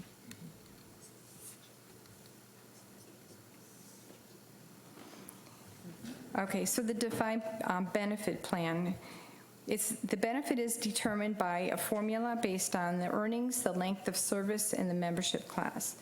If an employee enrolled before July of 2011, you also receive a cost of living increase. The cost of living is service years divided by the total years times 3%. The defined benefit plan is actually designed to serve longer service employees who will be with FRS for most of their career. Older employees who do not want to control the retirement plan tend to prefer the defined benefit plan, defined pension plan. The FRS investment plan is a defined contribution plan. So the employer and the employee contribute, the amounts are defined by state law. But the ultimate benefit will depend on the performance of the investments and also the investment strategy of the employee. The investment plan is funded by the employee and the employer based on salary and membership class, whether they're a regular employee or a senior management. The investment plan directs contributions to the employee's account, and the contributions and account balance are allocated among the investment funds. The retirement benefit is the value of the employee's account at retirement. There is no fixed benefit level at retirement. Employees, when they retire, have an option to choose either lump sum or periodic withdrawals. The investment plan has been offered to employees since 2002. It's designed to serve shorter service employees and mobile employees. Employees that are older and don't expect to work 8 years, the vesting period, may also find this plan attractive. Can employees switch from the investment plan to the pension plan or vice versa? Yes, FRS offers a second election to switch anytime after the employee has made their initial choice or when the enrollment period ends. An employee can decide to switch plans, but only one time. How do benefits accumulate? In the pension plan, benefits accumulate slowly at first and then at a faster rate the longer the individual remains active in FRS. In the investment plan, benefits earn more or less evenly over the employee's career, but they are subject to the fluctuations in the financial markets and the employee's investment strategy. If an employee doesn't stay with an FRS employer for the career, the investment plan can be a greater benefit for them. When does an employee own their benefits? An employee will be vested, meaning they own the assets, in the investment account when you complete 1 year of service. And the vesting period for the pension plan is 6 years if you were in FRS before 2011 and 8 years after 2011. What is DROP? DROP is the Deferred Retirement Option Program. This is a voluntary retirement program that is available only to pension plan employees. When an employee qualifies for normal retirement, they may begin accumulating the retirement benefits while continuing to work for 60 months. The employee will simultaneously earn a salary while their monthly benefits are held in our FRS trust fund on the employee's behalf. When the employee enters DROP, they stop earning the retirement credits. What is the normal retirement age? For regular class and senior management class, it's age 62 with 6 years of service if you were in FRS before 2011, or 8 years if you enrolled after 2011. Normal retirement age is any age if you have 30 years of service. FRS offers a benefit called the health insurance subsidy. The health insurance subsidy is a monthly supplemental payment that a retiree is eligible to receive if they have health insurance coverage. The benefit is available to all FRS retirees. This is a monthly payment that the retiree must apply for, and is calculated by multiplying the total years of service at retirement up to 30 years by $5. The health insurance subsidy is only available after 6 years of service or 8 years, depending on if you're before or after 2011. Retirees receive this benefit after providing documentation of proof of health insurance coverage. The minimum payment is $30 and the maximum is $150. What are the contribution rates for the investment plan and the pension plan? Employees and employers pay the same contribution rate regardless of which plan they're in. If they're in the pension or investment plan, it's called a blended contribution rate. This chart shows the blended rate, which is actually paid by the employers and the employees. This was updated as of July 1st. So the first row is the regular class employees. The employee contributes 3%, and the employer pays the next 3 columns. They pay 9.10% for the retirement. They pay 0.06% for administration and education, and 1.66 is a health insurance subsidy. So the total that's paid by the employer and the employee is 13.82% of the salary of the employee. For the senior class management, the employee pays 3%, the employer pays 27.29%, and the other two columns remain the same, for a total of 32.01% is paid by the employer-employee. For employees that are in the DROP program, the employee contributes 0, the employer pays 16.68, and 0 for the education, 1.66 for health insurance. The total is 18.3% for the city of Deltona. So what is the cost in dollars to the city for the retirement plans? The first row is the ICMA 401A. This is based on what the city of Deltona paid for fiscal year 2021. The city paid $127,000 approximately for the 401A contributions. There are currently 15 employees in the 401A, so the cost to the city was approximately $8,500. For the FRS retirement plan, the city contributed about $1.3 million, and there are 226 employees who are participating in FRS, and the cost per employee is about $5,900. For the Chapter 175, the city of Deltona contributed about $1.4 million. There are 72 employees in the Chapter 175, the firefighter plan, and the cost per employee is approximately $19,000 per employee. This is sort of at a global level for the city of Deltona, and this is an example or a demonstration to show the retirement benefits for a firefighter and a general employee. So the two columns are for Chapter 175. The second column is for an FRS employee. And this is a hypothetical example of an employee. The firefighter worked 25 years. The general employee worked 27 years.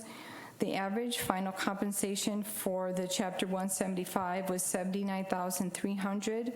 The FRS employee was about $88,000. The monthly retirement benefit with the survivor for the 175 employee was $4,648 per month. The FRS employee is $2,948 per month. The multiplier for the firefighter is 3.2%. The multiplier for the general employee is 1.6%. And for the drop employee, the date the firefighter entered drop is in 2016. The general employee entered the drop in 2019. The date to leave, which is the maximum for each class of employee, is 2024, which is 8 years for the firefighter and 5 years for the FRS employee. So the drop balance at termination would be $566,571. The amount for the general employee is $168,802. So the guaranteed interest rate for the firefighter is 6%. For the general employee, it's 1.3%. The next topic isn't directly related to pension plans, but it's a benefit that the city of Deltona offers their employees, and it's called compensated absences. A compensated absence is for vacation, either as paid time off or compensation paid at either when you leave the city or when you retire. Employees earn the right to be compensated for vacation leave based on rendering of past service. On the other hand, paid time off for earned sick leave is contingent on an illness, which is an event that's outside the control of the employer and the employee. In some cases, employees may be compensated for a portion of their sick leave when they terminate or retire. This is just a list of holidays that the city of Deltona pays their employees, and these were all voted on by the city commission.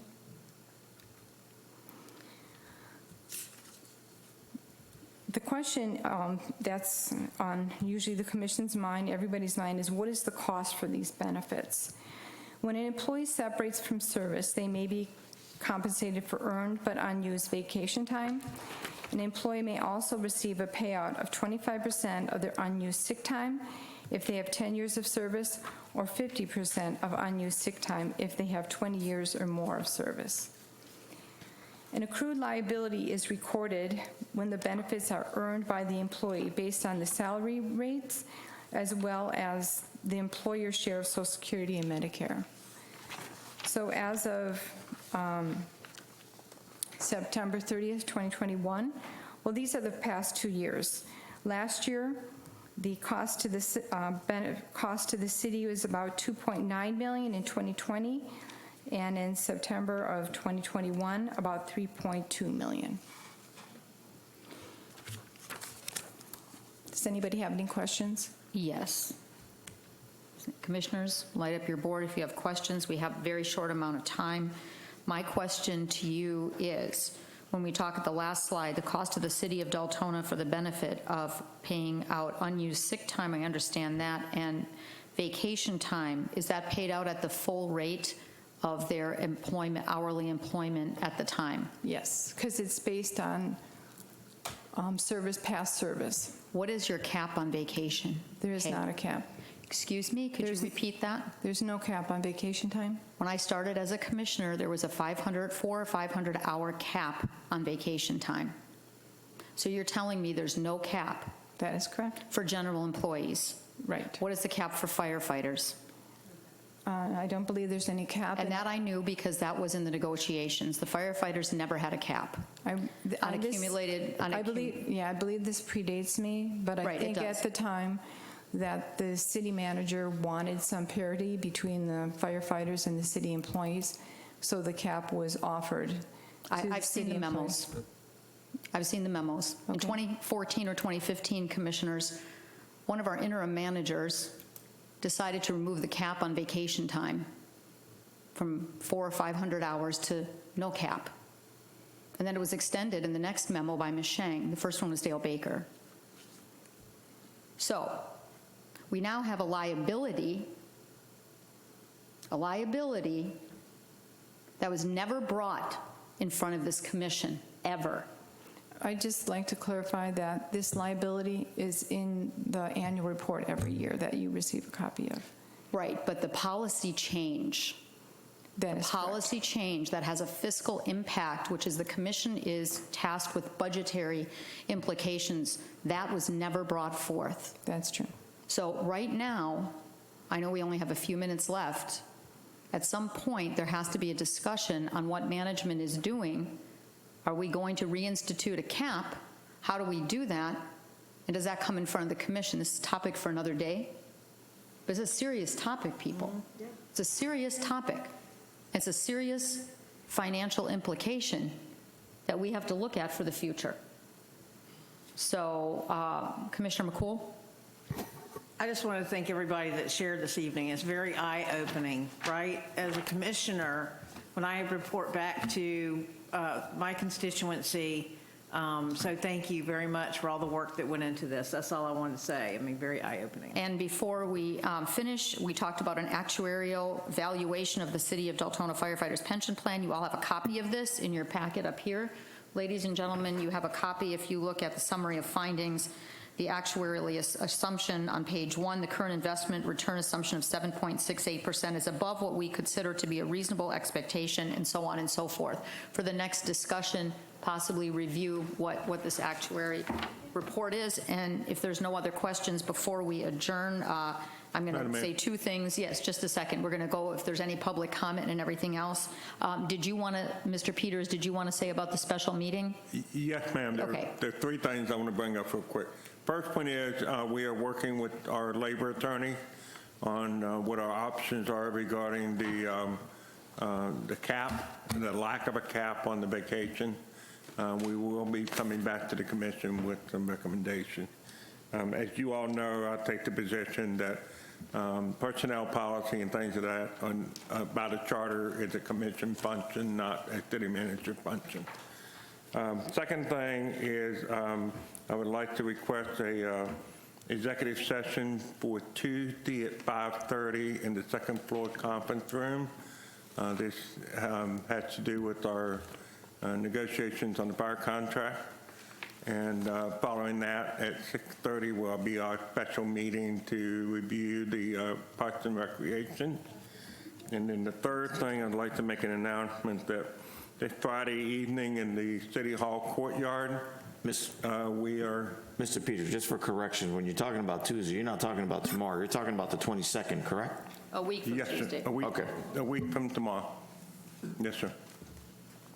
The third thing is we are going to have an event here at City Hall Friday evening in the courtyard.